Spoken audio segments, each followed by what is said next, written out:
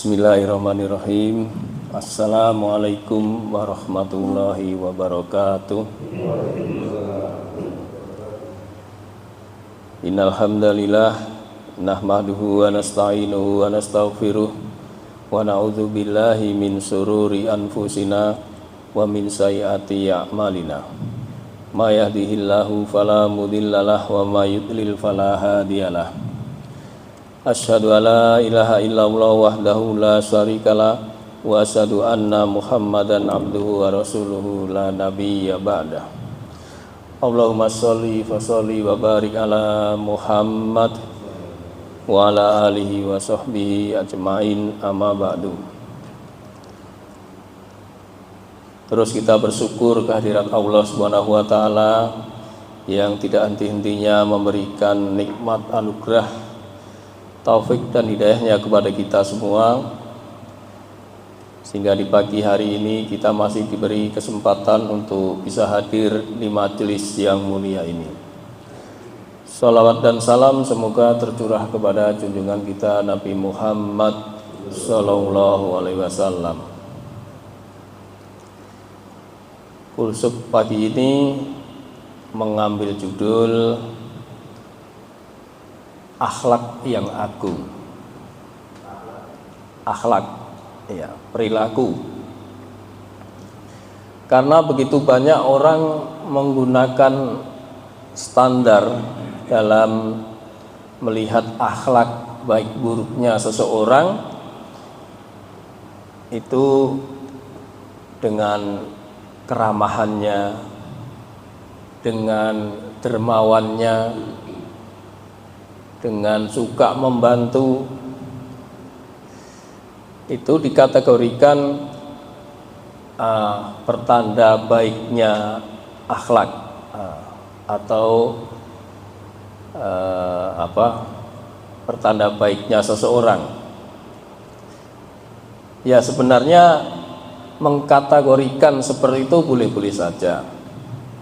Orang ini pendapat, ya Pak, siapa saja boleh melihat baik buruknya seseorang. Hanya saja masih ada sedikit kekurangan dalam melihat akhlak seseorang. Sebab bisa mungkin seseorang itu menerapkan standar ganda dua akhlak, ya, yang berbeda pada suatu tempat, berakhlak yang baik di satu sisi, tetapi di satu sisi juga bisa berakhlak buruk, tergantung kepentingannya. Nah, kalau udah menyangkut kepentingannya ini biasanya enggak semuanya, Pak, ya. Akhlaknya siapa ini? Akhlaknya para politikus, Pak. Iya kan, Pak? Politikus ya tergantung kepentingan. Ini biasanya, kan saya bilang enggak semuanya. Satu sisi dia bisa korupsi, berakhlak buruk, tapi di satu sisi dia juga bisa dermawan, dia juga bisa membantu. Nah, inilah standar orang menilai atau melihat baik buruknya akhlak seseorang. Nah, lalu bagaimana kita, cara Islam melihat kemuliaan akhlak? Apa, Pak, kira-kira barometernya kalau orang Islam yang benar ini melihat kemuliaan akhlak ini?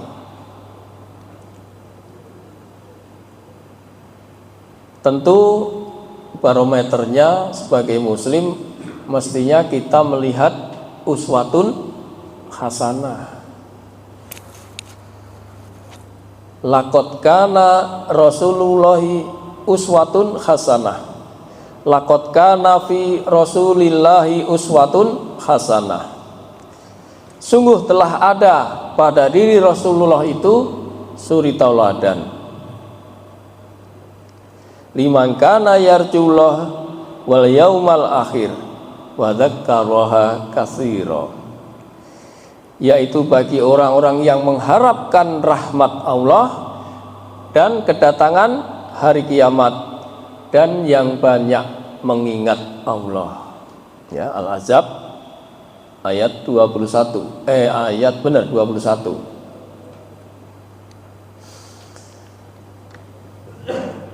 Lalu apa contoh dari Rasulullah ini? Kan dikatakan kita melihat akhlaknya Rasulullah, karena Rasulullah itu akhlaknya mengikuti Al-Quran. Fa inna khuluqa Nabi sallallahu alaihi wasallam kanal Quran. Sesungguhnya Rasulullah diutus itu untuk sebagai pembawa akhlak yang baik. Makanya Rasulullah juga diutus untuk menyempurnakan akhlak. Sebagaimana Rasulullah berdakwah selain menegakkan tauhid, tapi Rasulullah juga diutus untuk menyempurnakan akhlak. Sebagaimana yang dikatakan oleh Aisyah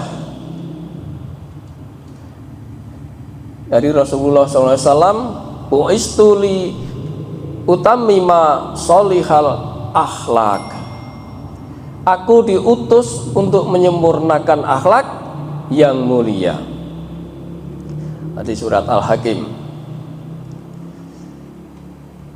Nah, untuk bisa mengenal akhlak Rasulullah, tentu kita harus tahu apa yang dilakukan beliau. Sebab Rasulullah menjadi contoh, menjadi teladan akhlak yang baik.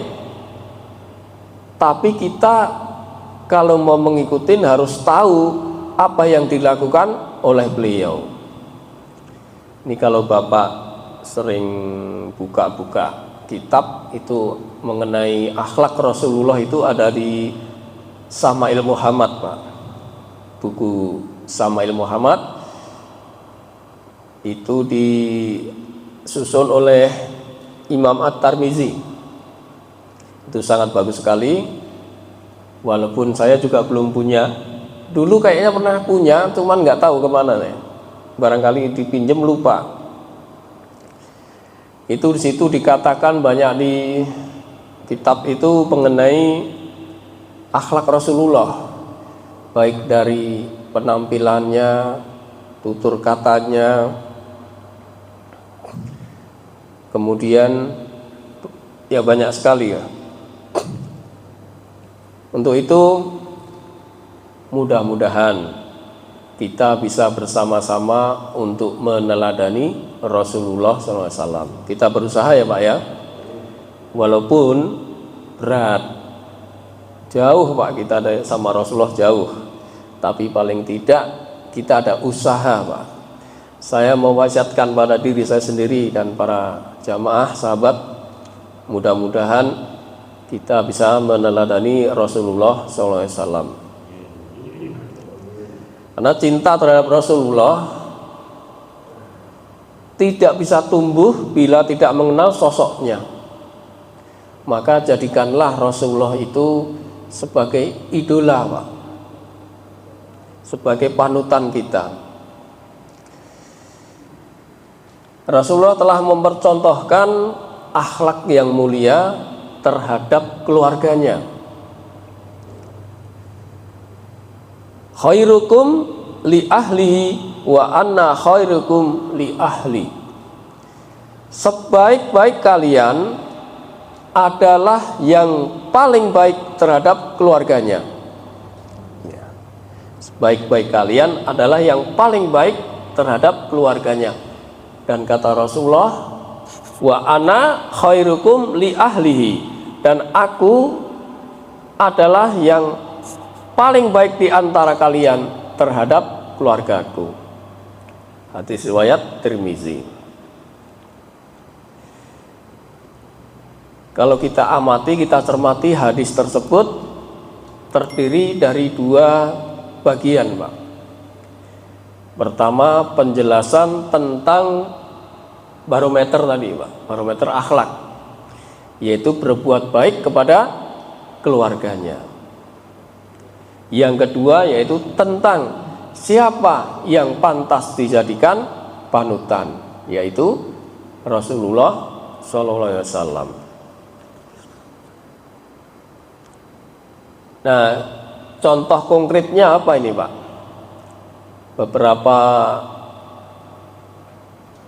Beberapa potret kemuliaan akhlak Nabi kita terhadap keluarganya. Di antaranya contoh konkretnya adalah bahwa Nabi kita SAW membantu pekerjaan rumah tangga. Sudahkah kita berbuat seperti itu? Sudah? Buang sampah. Nggak apa-apa, Pak. Pokoknya dibantu aja pekerjaan istrinya. Rasulullah SAW ikut turun tangan membantu pekerjaan para istrinya. Nah, ini para istrinya berarti setiap istri dari satu, kedua, ketiga selalu dibantu, luar biasa ini. Nah, kita kadang satu istri aja masih ini ya Pak Eri ya. Pak Eri ketawa. Luar biasa ini akhlak Rasulullah ini. Urwah bertanya kepada Aisyah, ya Ummul Mukminin, ayu sayun kana yasna'u Rasulullah idza kana indaka. Apakah yang dikerjakan Rasulullah SAW tatkala bersamamu di rumah? Qalat, Aisyah menjawab, ma yaf'alu ahadukum fi mihnati ahlihi yahsifu na'lahu wa yukhidu saubahu wa yarfa'u dalwah. Beliau melakukan seperti apa yang dilakukan salah seorang dari kalian jika sedang membantu istrinya. Beliau juga memperbaiki sendal. Ini kalau zaman dulu karena jalanannya agak berat, maka sendal itu gampang rusak. Beliau memperbaiki sendalnya. Kemudian beliau menjahit bajunya. Kalau zaman sekarang dikiaskan menggosok, Pak ya, mencuci dan menggosok. Kemudian mengangkat ember. Nah, dulu kan belum ada pompa air, Pak. Ini untuk mempersiapkan barangkali untuk mencuci. Nah, inilah menimba ya Pak, zaman dulu menimba. Maka inilah yang dilakukan Rasulullah SAW dalam membantu pekerjaan istrinya. Semoga udah praktek semua nih Pak ya. Kita mah, kalau saya bagian basah Pak, nyuci piring, nyuci baju itu bagian basah itu. Begitu sibuknya Rasulullah masih luar biasa bisa membantu istrinya di rumah. Selain beliau itu berdakwah, menegakkan tauhid, mengajarkan akhlak, mengajarkan ilmu, juga sebagai pemimpin berjihad, mengurusi segalanya, beliau masih menyempatkan bisa membantu pekerjaan istrinya. Nah, itulah akhlak Rasulullah SAW ketika di rumah. Kenapa akhlak itu diawali dari keluarga, Pak? Sebagian besar karena waktu yang dimiliki seseorang kebanyakan itu bersama keluarga, Pak. apalagi yang sudah pensiunan nih Pak ya, lebih banyak dengan keluarga. Soalnya kalau ada seseorang itu yang berpura-pura menampilkan akhlak mulia di tempat lain atau di tempat kerjanya yang mungkin hanya beberapa jam saja, mungkin dia tidak bisa menampakkan akhlak yang sesuai dengan dirinya di rumah. Karena kebanyakan orang itu bersama keluarga lebih banyak, maka nggak bisa kalau seseorang juga mau berpura-pura berakhlak baik di rumah.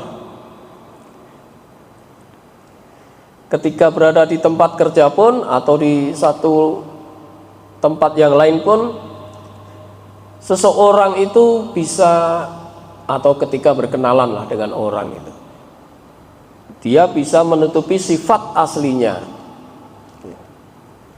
manis tutur katanya, lemah lembut, tapi begitu di tempat lain pun bisa lebih kasar. Nah ini makanya kalau orang, kata ulama ini, kalau orang itu bisa memulai akhlak yang baik dari keluarganya, maka niscaya ia di tempat lain pun akan seperti itu. Namun sebaliknya, kalau di rumah pun kasar, nah ini akan membawa dampak di tempat yang lain. Bapak coba perhatikan ini Pak, pramugari, tapi bukan pramugari sini ya Pak ya, pramugari jauh. Pramugari itu kalau di dalam pesawat full senyum Pak, iya Pak ya, kepada siapa saja, penumpangnya siapa saja, full senyum. Benar Pak Eri? Udah pernah naik pesawat kan? Tanya Pak Anto tuh yang wira-wiri ke Surabaya itu, ya Pak ya, full senyum, apapun dilayani. Tapi begitu di luar, coba Bapak panggil, mana Neng? Gitu. Ya. Diem aja Pak udah.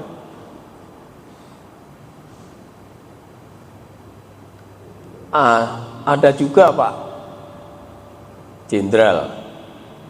Ini juga bukan jenderal di sini Pak, jenderal di negara sono Pak.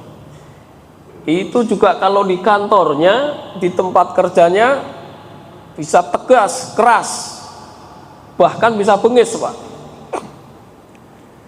Tapi kalau dipanggil istrinya di rumah gimana Pak?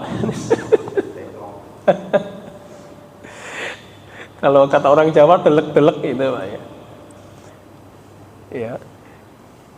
Nah itulah contoh-contoh daripada akhlak-akhlak yang seharusnya mengikuti atau melihat dari dalam maupun dari luar, sehingga tidak terkesan di satu sisi baik, di satu sisi jelek. Nah sebenarnya untuk apa sih? Untuk mengetahui, melihat akhlak ini Pak, akhlak seseorang lah itu. Ada manfaatnya Pak? Tentu ada. Sebab kalau kita mengetahui akhlak si A itu baik, kalau kita mengetahui Pak, maka bisa dijadikan kawan, bisa dijadikan partner Pak, partner bisnis lagi. Coba kalau Bapak melihat akhlak yang buruk, mau nggak menjadikan partner buruk, partner bisnis? Pasti nggak mau ya Pak Anto ya. Itu makanya gunanya itu Pak.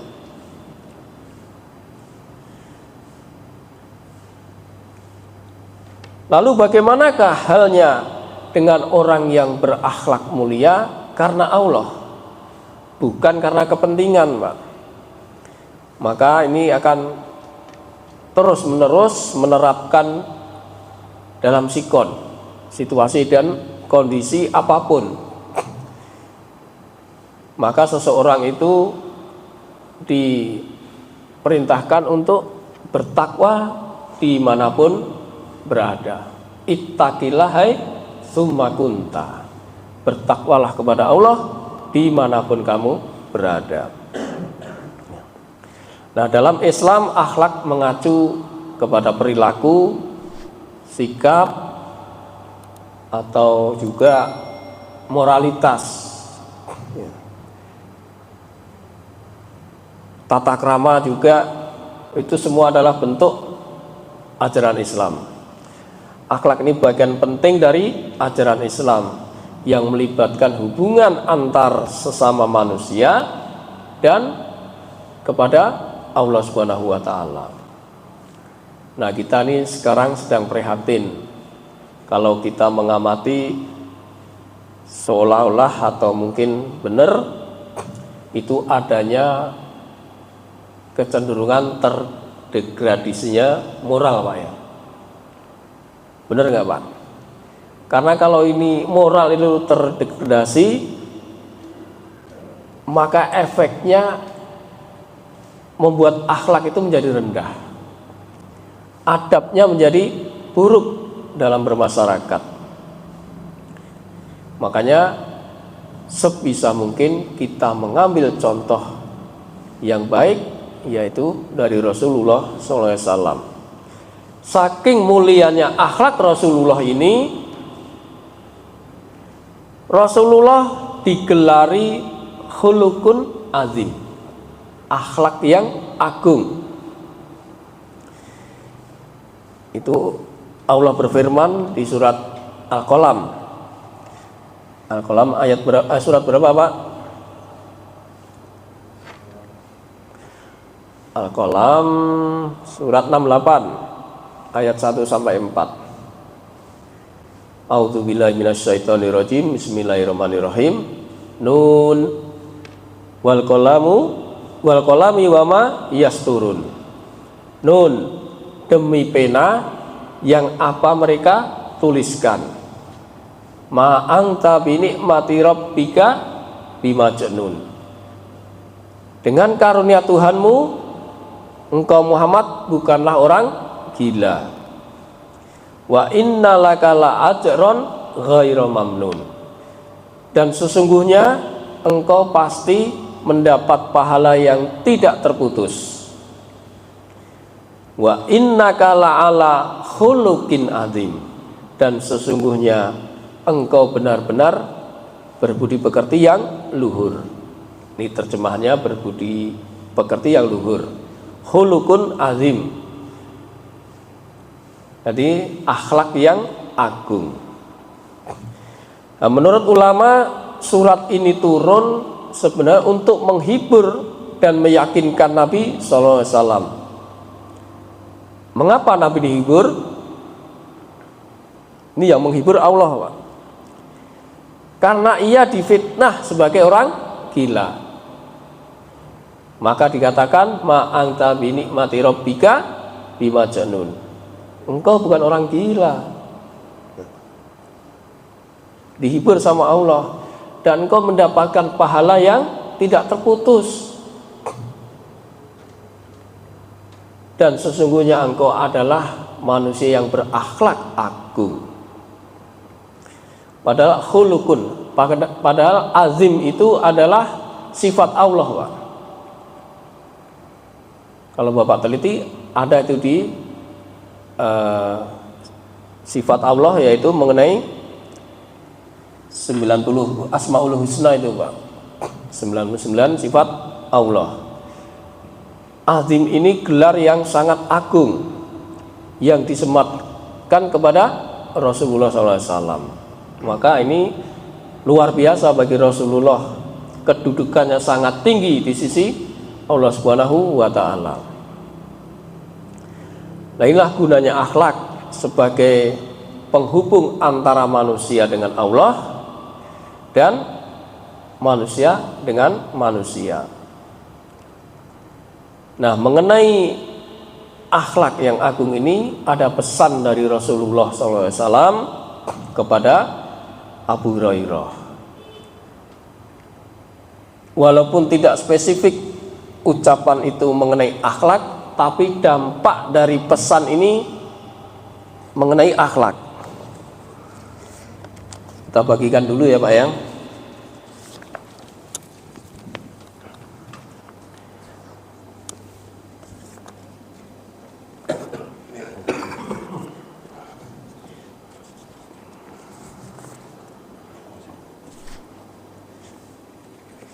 Masih ada 1, 2, 3, 4, 5.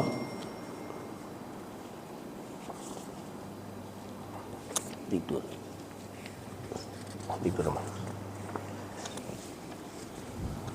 pas ini.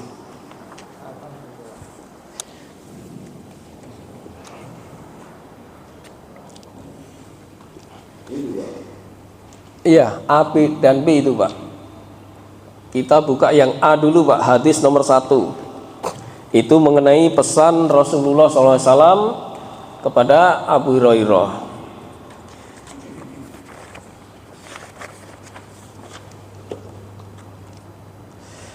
Saya bacakan hadisnya dari Abu Hurairah radhiyallahu anhu bahwa Rasulullah SAW bersabda, siapakah yang mau mengambil dariku beberapa kalimat ini, lalu mengamalkannya atau mengajarkan kepada orang yang mau mengamalkannya? Abu Hurairah menjawab, aku wahai Rasulullah. Lalu beliau meraih tanganku lalu menyebutkan 5 hal. Yang pertama yaitu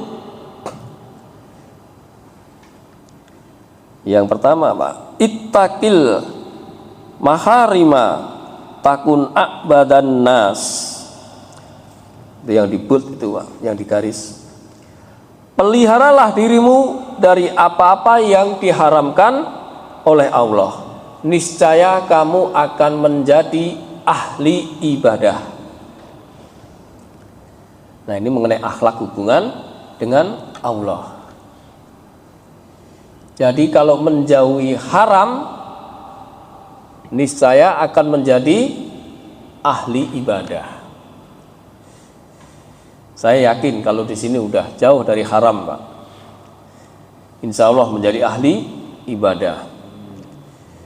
Karena dalam agama itu yang haram jelas, yang halal juga jelas. Innal halala bayinun wa innal harama bayinun wa bainahuma mustabihat. Dan di antara halal dan haram itu ada subhat, mustabihat. La ya'lamuhunna katsiran minan nas, dan tidak banyak diketahui oleh manusia. Man taqassabu hati faqadis tabra lidinihi wa irdihi. Barang siapa yang menjauhkan dari yang haram, maka ia telah menjaga agamanya dan kehormatannya. Waman waqa'a fi subuhati waqa'a fil haram. Barang siapa terjerumus ke dalam hal yang subhat, maka ia terjerumus ke dalam hal atau perkara yang haram. Ya. Nah, makanya dalam Islam itu jelas, yang halal jelas, yang haram jelas. Itu ya Pak. Apa ini yang diharamkan ini? Kira-kira yang diharamkan apa Pak? Kalau yang kita mengikuti Al-Quran, bisa dibuka di ayat Al-An'am 151 sampai 153. Itu hal-hal atau perkara yang diharamkan. Kira-kira ada 10 itu yang diharamkan. Di antaranya ada syirik, kemudian durhaka, membunuh anak karena takut miskin. Ini zaman dulu ada ya kayak gitu Pak. Perbuatan keji, membunuh kecuali yang hak, makan harta anak yatim. Wah, ada berapa? 1, 2, 3, 4, 5, 6, 7. Curang, tidak jujur. Nah, ini perbuatan akhlak ini. Tidak memenuhi janji Allah. Jangan ikuti jalan kecuali jalan Allah. Ini yang berhubungan dengan akhlak perbuatan atau sifat. Itu ya Pak. Nah, ada berapa itu? 10 ya. Kalau dari yang diharamkan mengenai makanan itu ada di banyak. Di antaranya ada di surat Al-Maidah ayat ketiga kalau salah itu. Khurimat alaikum dan seterusnya, itu diharamkan atas kamu bangkai, darah, dan selanjutnya. Nah, barang haram ini sejatinya akan membinasakan dirinya sendiri, Pak. Dengan mengkonsumsi atau berbuat yang haram akan membinasakan dirinya sendiri. Kita buka hadis nomor 8 bagian A. Dari Abu Hurairah radhiyallahu anhu, dari Nabi SAW, beliau bersabda,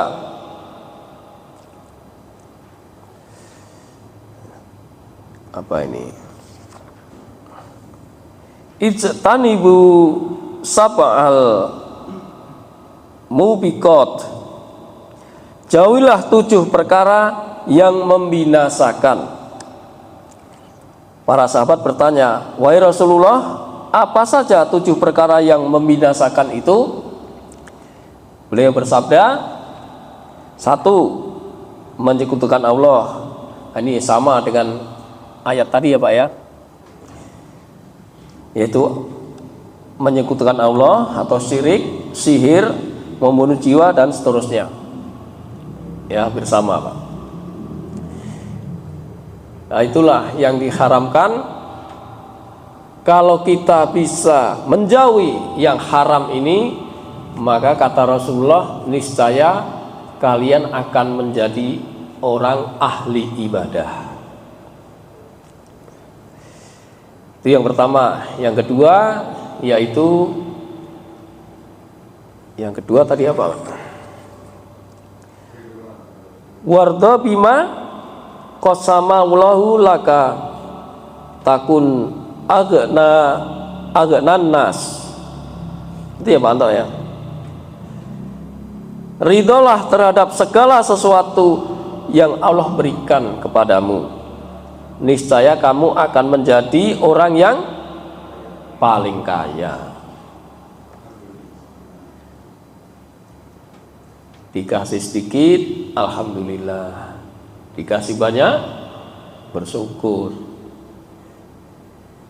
Tapi kebanyakan manusia kurang terima ya Pak ya. Nah, ini kekayaan ini jangan selalu dengan materi. Dengan sehat kita juga merupakan rizki, kaya Pak. Bahkan orang yang bangun tidur saja, kalau ia mendapati badannya sehat, tidak ada gangguan, aman, maka itu dikatakan seolah-olah dia telah menghimpun dunia. Hadis nomor 3 Pak.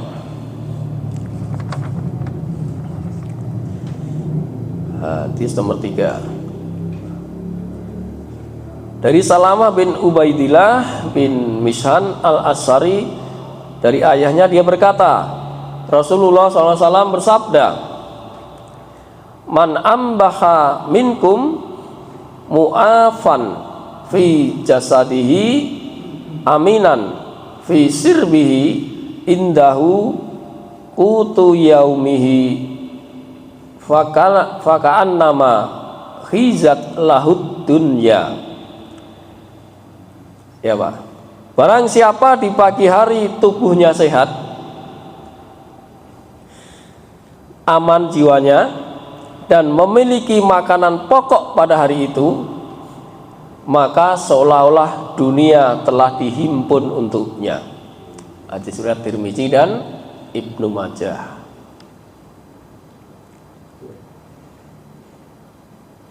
Kuncinya adalah apa saja yang diberikan oleh Allah kita terima, Pak. Jangan ada keluhan. Namanya qanaah. Ayo, waalaikumsalam warahmatullahi. Nah, supaya bisa qanaah ini, maka dianjurkan untuk melihat ke bawah untuk urusan dunia dan melihat ke atas urusan akhirat. Silakan dibuka hadis nomor 2, Pak. Dari Abu Hurairah radhiyallahu anhu, dia berkata, Rasulullah SAW bersabda, "Unduru ila man asfala minkum wala tanduru ila man huwa fauqakum." Lihatlah orang yang berada di bawah kalian, jangan melihat orang yang berada di atas kalian. Hal itu lebih baik agar kalian tidak meremehkan nikmat Allah.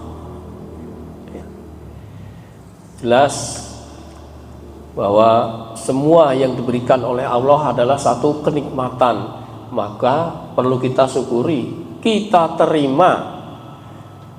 Ini kalau udah kita terima, namanya qanaah, udah tenang, Pak, adem, Pak. Itu yang kedua. Yang ketiga yaitu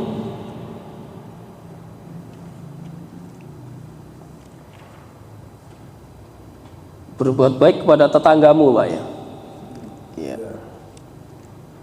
Wa ahsin ila jarika takun mu'minan. Berbuat baiklah kepada tetanggamu, niscaya kamu akan menjadi mukmin yang sejati, mukmin yang sempurna. Berbuat baik kepada tetangganya. Kenapa sih kira-kira kok kayaknya tetangga ini spesifik itu, Pak? Ya, ya karena tetangga itu saudara paling dekat, betul, Pak. Makanya banyak juga di Quran dikatakan berbuat baiklah kepada tetanggamu. Kita ambil contoh, Pak, surat An-Nisa 36 itu. Dan sembahlah Allah dan janganlah kamu mempersekutukannya dengan sesuatu apapun.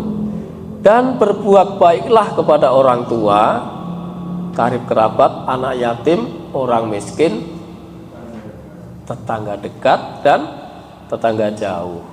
Tuh, diperintahkan untuk berbuat baik kepada tetangga dekat maupun jauh. Ya. Kemudian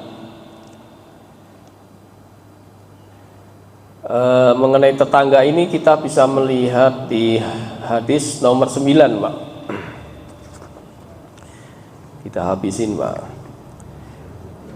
Di halaman terakhir dari Abu Shuraih Al-Quza bahwasanya Nabi SAW bersabda, barang siapa yang beriman kepada Allah dan hari akhir,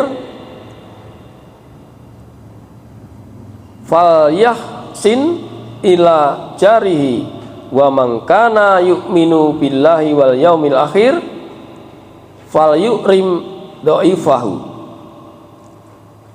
wa man kana yu'minu billahi wal yaumil akhir falyaqul khaira aw liyasmut. Barang siapa yang beriman kepada Allah dan hari akhir, hendaknya dia berlaku baik terhadap tetangganya. Iya, Pak. Jarihi, ya, Pak. Kemudian hendaklah ia menghormati tamunya dan hendaklah ia berbicara yang baik atau diam. Hubungannya hadis nomor 6, Pak.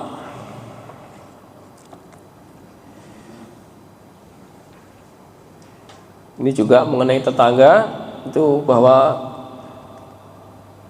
kita disuruh berbuat baik kepada tetangga ini karena tetangga ini seolah-olah akan mendapatkan warisan. Hadis nomor 6 dari Aisyah radhiyallahu anha, dari Nabi SAW, beliau bersabda,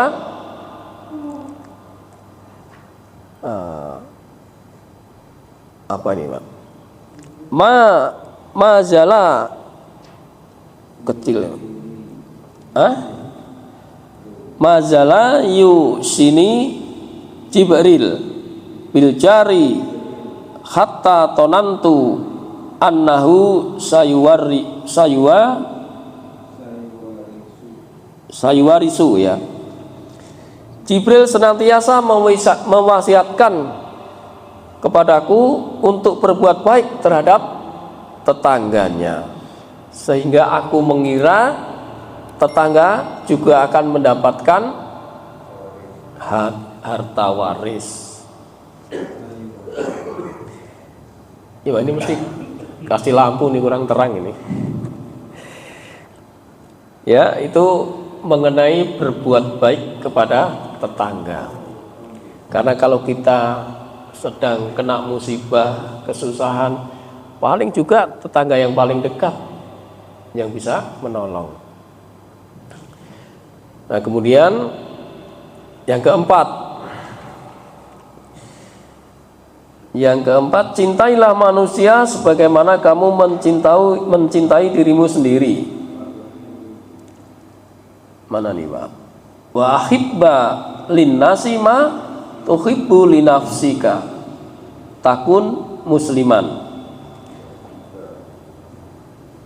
Dan cintailah manusia sebagaimana kamu mencintai dirimu sendiri, maka kamu akan menjadi muslim yang baik. Kalau tadi jadi mukmin yang baik, kalau ini muslim. Jadi kita harus berbuat baik kepada sesama manusia, mencintai manusia, karena manusia itu ciptaan Allah juga. Boleh kita benci kepada sifatnya, tapi jangan kepada manusianya. Maka ini ya yang dikatakan mencintai manusia itu fungsinya supaya kita tidak egois itu. Makanya sesama mukmin ibaratnya seperti bangunan. Kalau bangunan nggak ada genteng, wah nggak indah Pak ya, bocor.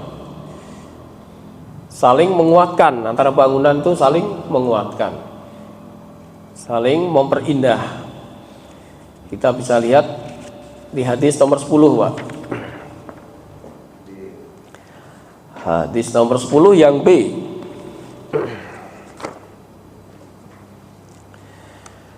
Dari Abu Musa, dari Nabi SAW, beliau bersabda, sesungguhnya seorang mukmin dengan mukmin lainnya kalbunyani yasuddu ba'duhu ba'don wasabbaka as-sabi'ah, seperti satu bangunan yang saling menguatkan satu sama lain. Kemudian beliau menganyam jari jemarinya, jadi seperti bangunan gini, kokoh jadinya. Begitu juga selain bangunan, seperti bangunan yang kokoh juga seperti satu tubuh. Ya, kalau tadi bangunan, sekarang seperti satu tubuh. Maksudnya ini kalau ada sahabat sesama kita kalau sedang sakit, sebaiknya dijenguk. Ini karena satu tubuh Pak. Hadis nomor 4 Pak. Dari Nu'am bin Bashir, dia berkata Rasulullah SAW bersabda. Kalau Pak Anto bacain Pak Anto, apa itu yang di bold itu?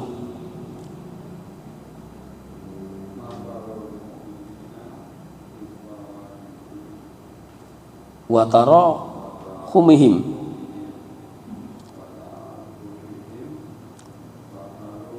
jasadi. Ya. Orang-orang mukmin dalam hal saling mencintai, mengasihi dan menyayangi bagaikan satu tubuh.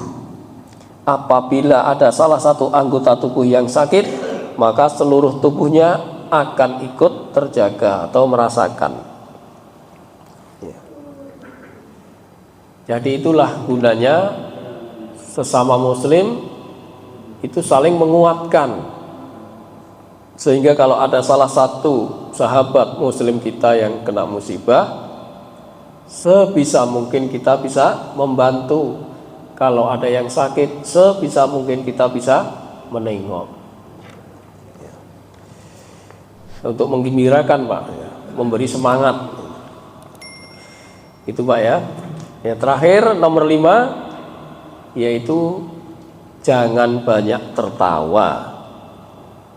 Ya, dan janganlah kamu banyak tertawa, karena sesungguhnya banyak tertawa itu akan mematikan hati. Wala taksirut dhohika fa inna kasrota dhohika tumitul qalba. Dan janganlah kamu banyak tertawa, karena sesungguhnya banyak tertawa itu akan mematikan hati. Kenapa banyak tertawa bisa mematikan hati, Pak? Nah, ini sebenarnya kita itu setiap hari masih bisa tertawa. Padahal ada malaikat yang setiap 20 menitnya itu kita didatangin. Sampai-sampai malaikat itu heran. Saya mau mencabut nyawa orang itu, tinggal tunggu perintah. Tetapi saya heran, kata malaikat, orang ini masih bisa tertawa-tertawa. Diriwayatkan dari Abdullah bin Abbas radhiyallahu anhu, Rasulullah SAW bersabda bahwa malaikat maut memperhatikan wajah manusia di bumi 70 kali dalam sehari, Pak. Coba nanti dihitung, 70 kali dalam sehari. Ketika malaikat maut datang menatap wajah seseorang, didapati orang itu terbahak-bahak, tertawa gitu. Maka berkata malaikat maut, alangkah herannya aku melihat orang ini, sedangkan aku diutus oleh Allah untuk mencabut nyawanya, tetapi dia masih bisa hura-hura, masih bergelak tawa. Tinggal tunggu perintah, Pak. Cabut. Tapi malaikat heran. Udah ketemu, Pak, 70 kali dalam sehari. Iya. Kalau 70 kali dalam sehari kali 24 jam, wah, hampir 1.500 ya, 24 jam kali 7, 1.400 sekian. Dibagi 70 kali, udah ketemu itu. Kira-kira 20 menitan. Setiap 20 menitan kita itu didatengin malaikat. Nah, makanya dikatakan banyak tertawa itu mematikan hati. Bukan nggak boleh tertawa, tapi jangan banyak tertawa gitu. Apalagi terbahak-bahak. Karena ini kata ulama juga, tertawa ini biasanya akan melalaikan, melupakan melihat hal-hal yang penting. Dan banyak orang melakukannya, tidak memiliki wibawa dan kehormatan. Coba kalau kita flashback sebentar ke presiden kita zaman dulu, Pak Harto. Pak Harto kalau ketawa sedikit sekali, Pak. Iya. Tidak pernah kelihatan tertawa sampai menganga. Makanya disitulah terjaga kehormatan dan kewibawaannya. Ini kata ulama Al-Muwardi dalam Abadud Dunya Waddin. Itulah 5 pesan dari Rasulullah SAW Yang pertama tadi, jauhi yang haram, niscaya kamu jadi ahli ibadah. Kemudian ridho dengan pemberian Allah, maka akan jadi orang kaya. Berbuat baik kepada tetangga, maka akan jadi mukmin yang sejati. Cintailah manusia, maka akan menjadi muslim yang baik. Banyak tertawa akan mematikan hati. Makanya dilarang tadi, yang terakhir dilarang, jangan banyak tertawa. Demikian, semoga bermanfaat. Kurang lebihnya mohon maaf. Ada tambahan? Cukup ya, udah hampir suruk. Kita akhiri kajian subuh pada pagi hari ini dengan membaca kafaratul majlis. Subhanakallahumma wa bihamdika asyhadu alla ilaha illa anta astaghfiruka wa atubu ilaik. Ilahi taufiq wal hidayah. Wassalamualaikum warahmatullahi wabarakatuh.